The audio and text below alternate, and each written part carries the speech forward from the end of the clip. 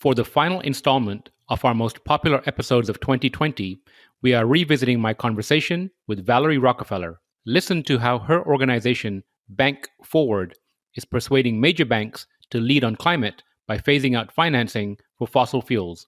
And now, onto the show.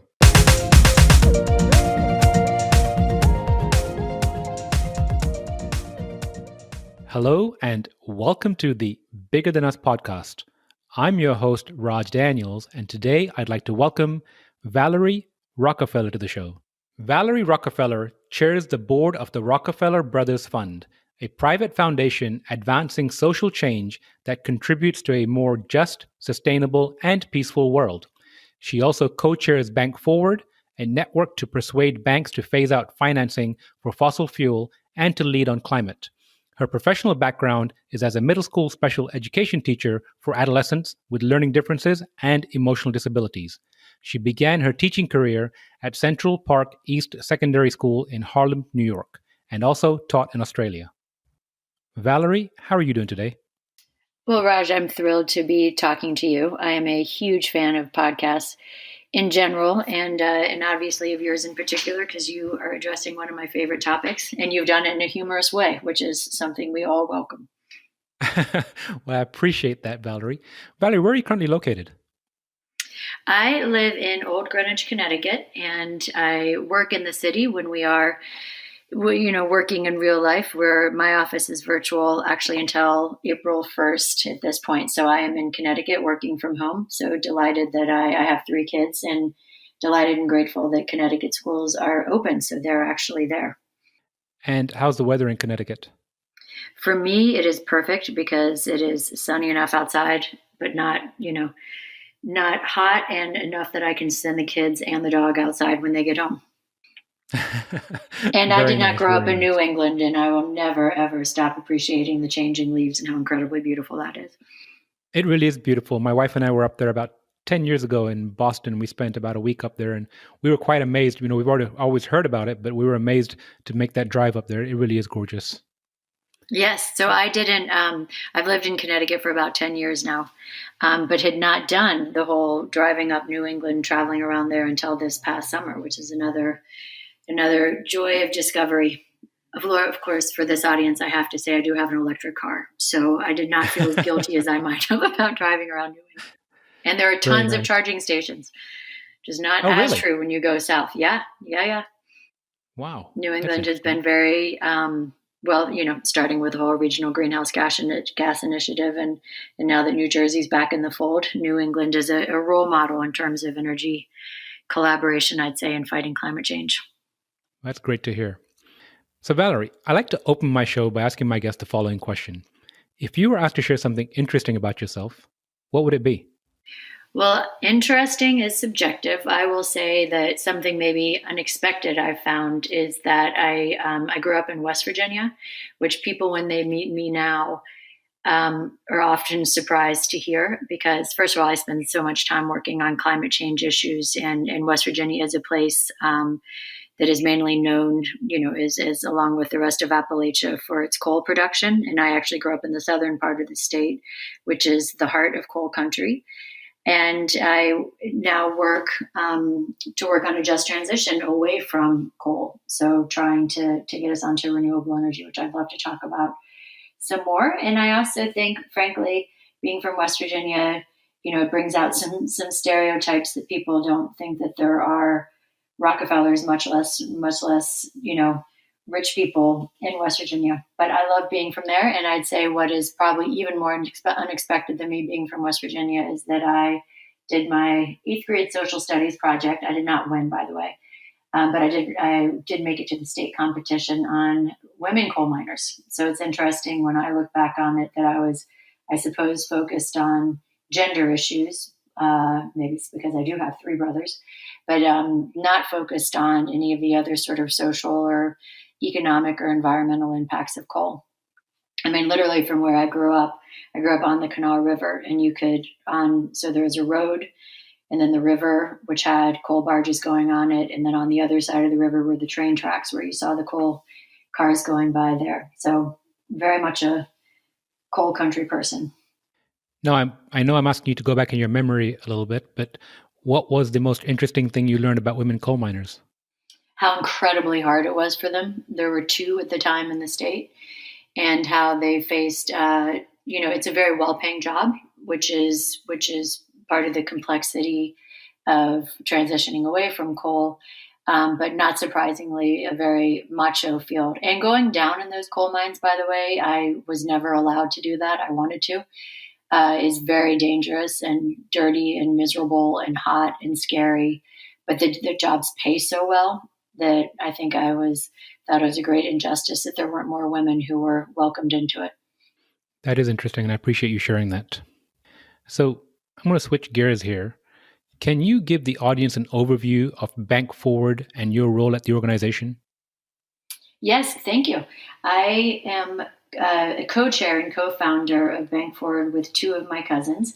Just to back up a little bit, so there are lots of Rockefellers everywhere, but the branch of the family that we are sort of define ourselves by are the John D. Rockefeller Jr.'s offspring. And so from John D. Rockefeller Sr. was the first one and the one who made the money from Standard Oil. He actually retired when I'm 49. He was even a year or two younger than I am when he retired from building Standard Oil and then spent the rest of his life in philanthropy. And so there are 300 of us now who are descended from John D. Rockefeller Jr. and who are still meet twice a year and are connected personally, but largely through philanthropy. And there are existing Rockefeller organizations with which I'm also involved and would like in particular talk about the Rockefeller Brothers Fund. But we realized it was time for a new initiative, which is Bank Forward focused on climate finance.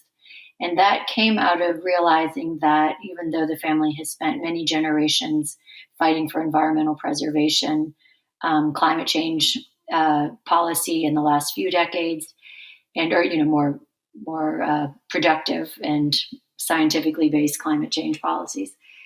We had not yet begun to address how money that our family holds in primarily JP Morgan Chase, but a few other banks as well, is invested in the lending that those banks are doing to fossil fuel companies that in fact is undermining the rest of the work that we do through our individual work, through our individual philanthropy, but also in some of the collective philanthropy and work that we do as a family.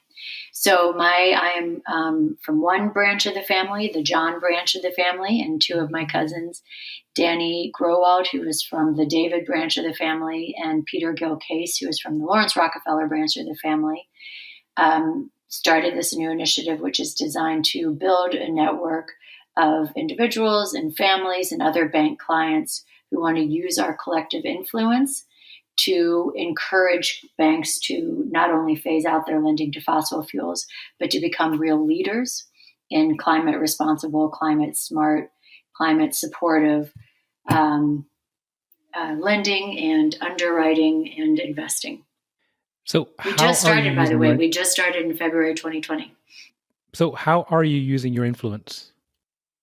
So what we have a little bit of a special advantage with JP Morgan Chase because it used to be known, in fact, as the Rockefeller Bank. And that was starting from 5 generations ago in our family when John D. Rockefeller Jr. wanted to diversify out of fossil fuels and got into banks, investing in banks. And so there's a long historical association with the family, and that was, most clear when my great uncle David Rockefeller, who is Daniel Growald's grandfather, was the chair and CEO of Chase. He worked there for 35 years, and so they're a special relationship with the bank for us.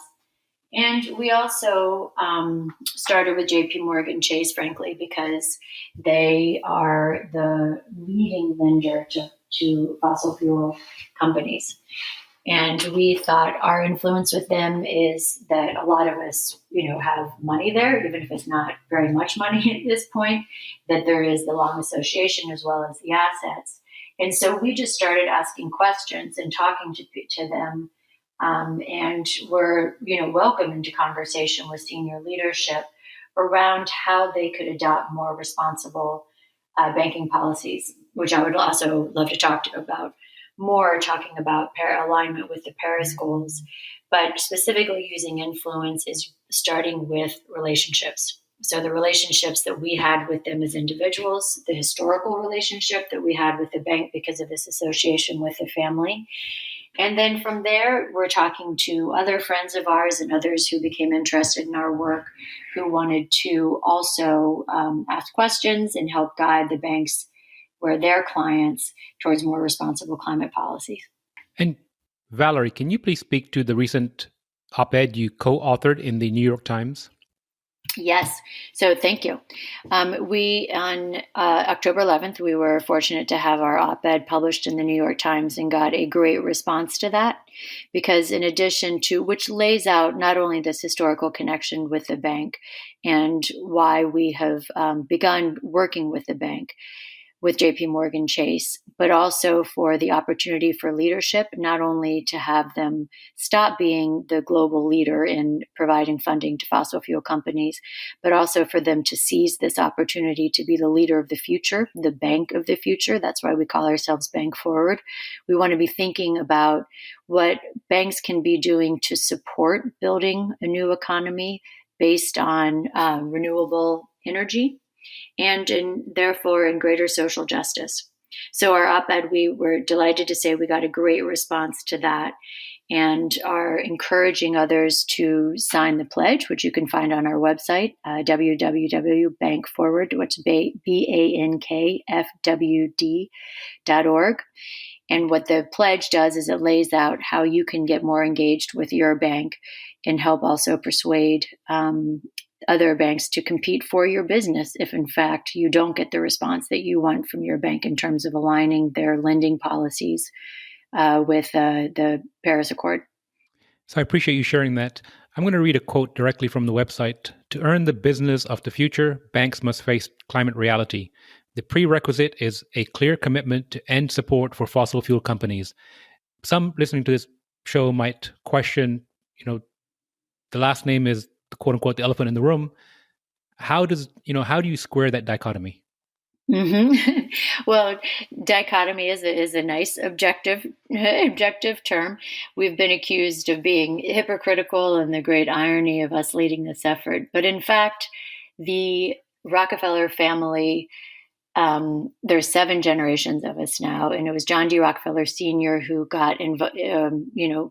began with oil. And the reason he got into it, because at that time they were getting petroleum from whales, which was inefficient and obviously cruel. And he's so digging fossil fuels out of the ground, getting oil out of the ground, that felt actually quite scientifically advanced and reasonable to be doing at the time. And now, though, we know that we can no longer afford to be polluting our planet and to be changing our climate through getting our energy this way. We've actually known this since the 70s. And the family has been working since John D. Rockefeller Jr. began buying up land and then donating it for public parks. So has been working to increase public access to beautiful places, so to preserve them and to share them. Not only rich people should have access to nature. And then as the generations went on and it became more and more clear that it was going to take policy change to force companies and individuals to make more responsible decisions, we began working on climate change policy at the subnational level, working with states and towns and globally. So the Rockefeller Brothers Fund, which I chair, which has been in existence since 1940, was started by the 3rd generations of Rockefellers, has been working on climate change policy since the 80s, and also then divested from fossil fuels. So to get to your question, that is where we decided to embrace the irony that the source of the wealth was oil, but at this point, based on what we know and based on overwhelming evidence that only 3% of scientists apparently were denying climate change. And it is suspicious to me, if you look at the source of their funding, looking at ExxonMobil, which came out of Standard Oil when the monopoly was broken up, that they were funding scientists to produce different research than they were doing internally. So internally, they knew about climate change and were preparing for it. But externally, they were funding climate denial campaigns and science that was misleading and criminal. They are being sued by several attorneys general. Anyway, that is a little off topic, but just to say, because the source of the money was in oil, we actually felt like it was our moral responsibility, and also, frankly, a continuation of family tradition to try to address the damage that had been done by the source of the family wealth. I appreciate you sharing that. You mentioned the word hypocrisy earlier. What are some of the pushback that you've received from your peer group? Interestingly, from our peer group, that can be defined different ways, of course. So within the Rockefeller family, virtually everyone believes in climate change and is working to help preserve the environment in their own ways. Some people it's their day job, others it's through their philanthropy, and others through involvement with the family organizations like the Rockefeller Brothers Fund, the Rockefeller Family Fund, the David Rockefeller Fund, who also have divested from fossil fuels and redirected that money into sustainable investments, impact investments that have a measurable social benefit, environmental benefit, but that also, provide the returns that we need to keep funding our grant making.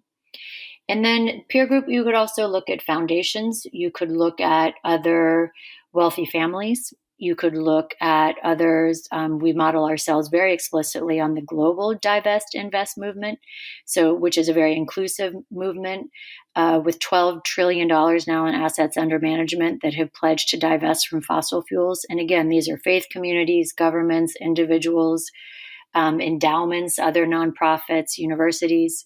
So it's a very inclusive movement. If you want to say who your peers are, for us, I guess I would say it's anyone who wants to think through the impact of their decisions. So not only their shopping decisions and their professional decisions and how they choose to live, but also how they choose to bank and invest. If you really think through the impact of those decisions, I think that's our peer group. And so some people think that we're not going far enough. Some people maybe think that we are asking too much to ask the banks to phase out of funding fossil fuels. But we all know one thing, and that is that we have very little time. We're down to 9 years now before we are on an irreversible course towards yet more climate chaos, more climate refugees. There are currently 60 million, and just climate catastrophes. And we've seen this already, Raj. Now, I'm sorry, I've gone way off way off the focus of your question. But we'll just say there's so much evidence that I don't know who could deny the effects of climate change. At this point, it's just, is everyone doing what they can to start to counteract the effects, to align with Paris, by which I mean committing to a pathway whereby we limit global warming to 1.5 degrees Celsius. And even at 2%, some people thought that would be okay. It's actually not okay. That still condemns some island nations and some lower lying places where they already are suffering so much to utter devastation. So going back to the banks for a moment, without giving the banks ultimatums, how are you encouraging the banks to do the right thing? Well, encouraging them to do the right thing is showing them what the risks they're facing are. That's what banks do, is assess risk. And so not only do we as clients care about our money and keeping our money and growing our money, and we see investments in fossil fuel companies as enormously risky. I mean, despite the fact that there have been $500 trillion in fossil fuel subsidies over the last 10 years, energy companies have been the worst performers on the S&P over the last 10 years. And so, it's not only that science can't wait, that science has shown us that we are destroying our planet and slowly seeing the effects of climate change that are only going to increase with time. The higher the temperature goes, the more rapid the feedback loop is and the greater the damage is. Not only that, we're seeing that we have to use the banks to invest in clean energy. And so they are the ones who can figure out how they want to assess the financial risk of their fossil fuel investments, which of course is the price of the stock of these companies, if they're investing in a company, is tied to the value of the reserves. We know there's a carbon budget. We can't burn all the carbon that has already been discovered. So any money that's going into further infrastructure in exploration is just throwing good money after bad. But the banks know how to assess that risk. And the banks also know how to figure out what the more appropriate investments for them would be. The COVID has been awful in so many ways, and it is only a glimpse of what it's going to be like when the entirely predictable systemic risk of climate change, when those full effects are felt. So really what we're asking banks to do is to think in their own financial best interest, which is to be making safer investments, and also, frankly, to be competing for the best talent. I mean, young people do not want to go work for any company, much less a bank, that is funding dirty energy. They simply don't. They want to work in places that feel consistent with their values and where they feel like they're addressing what younger generations do appreciate is the greatest risk of our time. And so to overcome not only the risk of losing clients who want to have their money pointed towards the future, they are facing the risk of losing the best staff. So you mentioned clients and individuals. What can individuals and families do to align with you on this mission?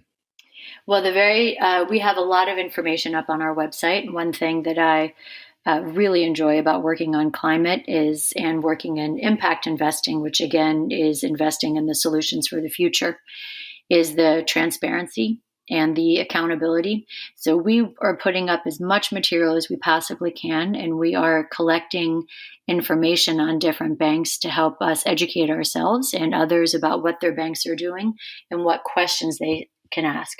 So again, to go to our website, BankFWD, BankFWD.org, to find those resources and also to find the pledge that we are asking everyone to consider. And that is to start asking questions. I mean, even initiating the conversation with your financial advisor can be very influential. There are definitely, and we have talked to them, there are definitely people within these banks. And again, we started with JP Morgan Chase because of our association, but also because JP Morgan Chase is by far the worst in terms of funding fossil fuels. Since the Paris Agreement was signed at the end of 2015, starting in 2016, there have been 35 leading banks who have invested in fossil fuel energy when they should have been moving away from it, because at that point we were very clear on what the science was dictating. Despite all that, they put another $2.7 trillion into fossil fuels. So, and JP Morgan Chase is the leading funder and is 36% ahead, provided 36% more financing than Wells Fargo did. So that's why we're targeting them. Anyway, engage, ask the questions, ask why they're still financing fossil fuels, ask them if they have looked at their own operations, not only the carbon footprint that they have from, literally running their buildings and where they're sourcing their energy, but really looking at then the later effects of the carbon that's being emitted and the damage that's being done through projects that they're funding. So ask them from those metrics, and hold them accountable for how are you aligning with the parents' goals. There are a lot of resources out there for banks to look at, and some banks have taken some significant steps forward to green their own operations and to green their investments. And so just to keep pushing them to do that. And then we also would love to have people give us their names and as much information as they're comfortable sharing with us so that we can keep in touch. And then finally, to really consider switching to another bank if you are not successful in getting your bank to change its practices. And I will put links to your site in the show notes. I appreciate that. Thank you. I'm going to That'd be great. So, Valerie, how can people access the toolkit that you provide? Well, if you sign, at some point, we will be making this public and open. We're still keeping a lot of the information confidential as we continue to engage with JP Morgan Chase and as we continue to build our network. But if you do sign the pledge, then you get access to our toolkit, because the last thing anyone needs is more work to do. And so we are putting up model letters, or have put up model letters of just questions that you can ask your financial advisors in ways that you can educate yourself about what a meaningful response from them is. Sometimes it can be really hard to figure out what a bank, when they are talking about all the clean energy investing that they are doing, to really understand if it's legitimate, and also in comparison to the dirty energy investing that they're doing, if it is significant. Is it something that is basically you're just doing for marketing purposes, or is it something that you're doing because you are truly committed to the new clean energy economy? I appreciate it. So, Valerie, I'm going to take a hard right turn here and get to the crux of our conversation, which is the why behind what you're doing. Obviously, you're extremely committed to this movement, but why and what keeps you continuously motivated? I am committed to this movement partially out of guilt. I cannot deny that. And Brene Brown has the whole the whole incredibly interesting and important, I think, take on guilt versus shame. That shame is not productive because it's shame about who you are just ends up making you bitter and insecure. But guilt is about your actions. And so, although no, I did not. I was not one of the ones who was digging oil out of the ground or negotiating with the railroads and everything that John D. Rockefeller Sr. did. I have benefited from that wealth. And it's very similar to the whole fascinating, important movement that we have going on now around racial justice, and that just that realization that you have to be anti-racist. You can't just say you're not racist. You have to be working to acknowledge the privilege that those of us who are white have been able to take advantage of, even unknowingly, and then begin to address that, to try to bring more justice to people who have been discriminated against and who are suffering. So guilt specifically around what my privilege comes from. And also because so much of my time, my professional background is as a middle school special education teacher. I got into climate work much later in my life. But just everyone who is part of this, realizing there is a lot that we can do. So there's just so much hope too. So not only that we have the Rockefeller families under special moral obligation to do this, really everyone, because the time is so short, it is essential that everyone turn their resources towards building a better future. And for Raj, I know you've worked in different, private sector, nonprofits. I think these sectors are not as distinct as they used to be, especially when it comes to sustainable investing. That what you can be investing in something, you can be giving to it philanthropically. We all need to work together. We all need to seek, of course, government regulation. It is right now, an excuse that a lot are using while we're waiting for government regulation. We can't wait anymore. We all need to be advocating for climate responsible policies and supporting politicians who respect the economic development opportunities as well as the scientific urgency of switching to a new economy and switching to renewable energy specifically. But we all need to be thinking about our motivations that are both maybe negative, what we're not going to do that is damaging anymore, but also thinking about the opportunity and the positivity around it, that we really can make change just through simple individual consumer decisions, your banking decisions, and also, frankly, really finding your voice as an advocate. So you said so many things there. First of all, let me go back to Brene Brown. I'm a big fan, and I agree about shame being non-productive. You mentioned nonprofit and for-profit, and I'm a firm believer that nothing happens in silos. We, like nature, are all interconnected, whether we recognize it or not. So I think that's a really important point to point out. And regarding the policy, and yes, I agree that it's too late to continue having conversations, and we need to lean more into action than just talking about it. Yes. And there's a joy piece of it too. That there is a certain satisfaction that comes from thinking you're doing good for the world.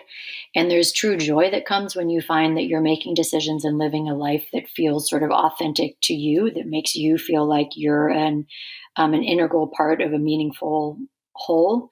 And also just this should be a motivation for everything. I just love the people that I work with, and I learn so much all the time. And I grew up in politics. My father was a politician, and it was much less polarized then than it is now. But you can get into that sort of good versus evil binary way of thinking when you're in politics. And something that I love about the climate change movement is there are incredibly responsible investment bankers, and there are incredibly brilliant indigenous leaders looking at the renewal of forests and agricultures is for carbon capture and for more sustainable types of agriculture.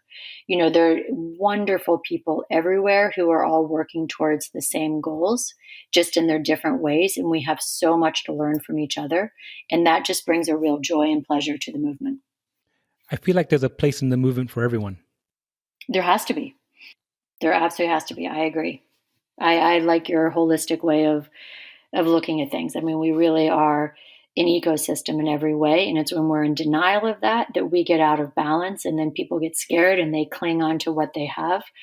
And I think that is why it's so important. Something I mentioned earlier, this sort of just transition concept, where it's not that we want to just close down the coal mines. No, we want to provide better, safer jobs for miners. And there's one company actually that I personally invest in West Virginia called Solar Holler, and their tagline is "Mine the Sun," because that's what it is. Like the resources of the future and the good jobs and the growth, that's coming from solar companies.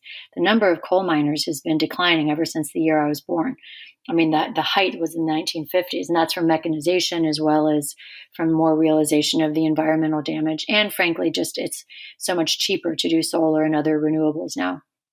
I don't need to tell you that the International Energy Agency came out with a report saying that they think renewables will be 80% of the energy sector, just looking at all current factors and conditions.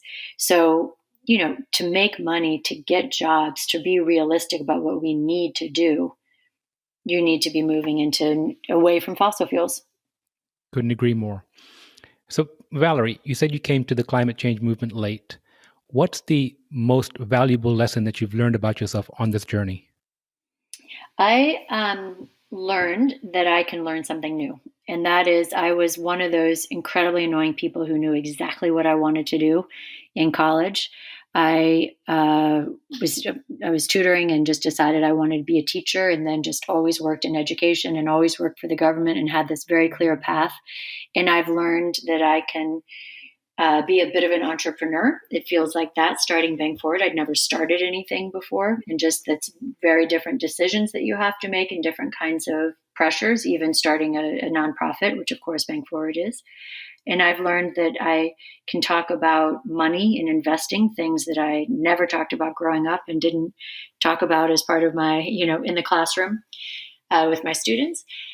So I suppose I've learned that we all have to be open-minded about who we are and what we do and where we can add value.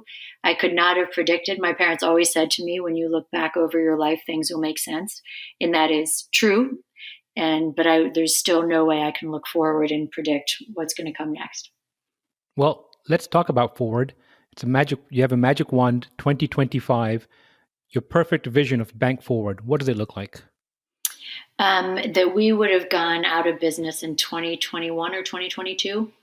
And that is because once we see that there has been enough change in the banks, and we really do believe in the power of networks. Again, families like ours, individual clients, anyone who is banking at a U.S. bank. We're just focused on the U.S. at this point. Europe is actually quite far ahead of the United States in terms of their regulations and their bank policies, although they still have a lot of progress still to make. We hope that banks have turned themselves around and have phased out fossil fuels and have committed to do so, have plans to do so, have metrics for, along the way to 2030 to show how they are going to halve their emissions by then. And so we won't need to exist because the banks are going to be competing with each other to be the most climate responsible and to be making the wisest investments in solar, wind, whatever renewables or other sources of energy that could have been devised by 2025. So by 2025, we should see the fruits of what we're already beginning to see now, which are banks making commitments to, for instance, all banks except for Bank of America said they're no longer going to fund drilling in the Arctic. There's something called PCAF, whereby banks can measure their own carbon output and then disclose these metrics of what they are investing in, lending to, underwriting. And then we have comparable information between banks about who really is being most responsible on climate. There are a lot of banks that are saying that they're no longer going to invest in coal, which is, sort of easy to say because it's been declining for so long, but it is still meaningful that they're doing that. And we hope that there are other business alliances. I know some of the interviews that you have done have been with people who are encouraging business coalitions to sort of spur each other on to adopt best practices and to adopt more common metrics, so we really can compare which companies we want to shop with and whose stock we want to buy. The momentum is there. The momentum is definitely there. Well, I don't think I've said this before, but I look forward to you putting yourself out of business. Yes, I know. Thank you. We will. I promise we will find something else to stay meaningfully occupied. But we are hoping that this is where competition works. That the banks are increasingly going to realize, as there are many signs of evidence that they already are, that they have to shift their practices, and that they are going to be doing what they do best, which is making wise investment decisions and running their operations efficiently. Sounds beautiful. So, Valerie, last question. And this could be professional or personal. You could be speaking to families that have assets under control or individuals. But if you could share some advice or words of wisdom with the audience, what would it be? This is my words of wisdom come largely from my children. My kids are 11, 13, and 15. And I can't get away with anything without pushback or challenge. And it's actually a great way to live. And I always taught middle school because I love this. And those kids too, they have no filter and they just observe. So pretend that you're living with a bunch of adolescents all the time who are questioning you. And just know every decision that you make, everything that you do, it says something about you. And when you are really thinking through what you're doing and saying carefully, you start to live more authentically and you can enjoy yourself more. There's a certain freedom in total honesty and transparency and just respect. That's what environmentalism is based on. Respect for the ecosystem, respect for future generations, respect for other species. And so if you live your life as openly as possible that way, ideally, actually don't think of yourself surrounded by adolescents because I think most people don't find that so appealing. But just think about trying to live your full truth. And it's very hard to do. I'm certainly not there yet myself, but you actually become happier. It doesn't mean that you live a more austere life or that you,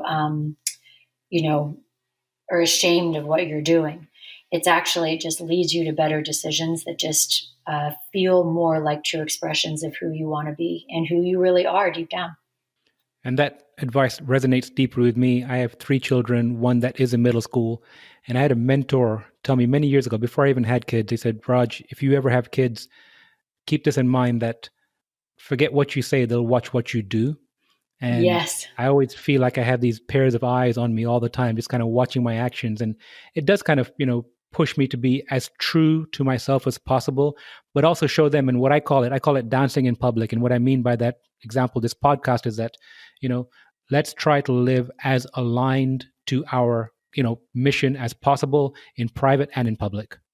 Yes. And keep the humor in it. Just when I think I'm so virtuous, my kids start calling me hip, and not like they think I'm cool, like they think I'm such a hypocrite. So, that there's got to be a certain humor in all of it and always room for continued growth. I agree, Valerie. Valerie, thank you so much for your time today. Is there anything else you'd like to share before we go? Just that everyone can find a way of being involved in the movement. If you are not if climate finance is not important to you, or if you're pleased with the bank that you have, there is a role for everyone. There are so many organizations out there and so many ways to get involved, either. And if you're interested in policy, if you like sort of that more intellectual exercise. There's work that you can do in politics. And if you're interested in getting your hands literally dirty, there are so many community gardens, and you can encourage your school to develop a garden. There's so many educational opportunities. There's something else I'm part of that the Aspen Institute started called K-12 Climate Action, and that is really how to turn schools around just through contracts with busing companies. Again, community gardens, school gardens, curriculum. There's so many ways, school lunches. There's so many ways to get involved that we can help turn this world around to be the future that we know we can achieve. Valerie, thank you again so much, and I look forward to catching up with you again soon. Thank you so much, Roz. I really appreciate your time. Thank you. Before we go, I'm excited to share that we've launched our comic strip, The Adventures of Mira and Nexi. You can find the first issue at our website, nexuspmg.com, under the Original Content tab. Thank you for listening. If you like our show, please give us a rating and review on iTunes. And you can show your support by sharing our show with a friend or reach out to us on social media, where you'll find us under our Nexus PMG handle. If there's a subject or topic you'd like to hear about, send me an email, btu@nexuspmg.com, or contact me via our website, nexuspmg.com. And while you're there, you can sign up for our monthly newsletter, where we share what we're reading and thinking about in the clean tech, green tech sectors. Bigger Than Us is a Nexus PMG production.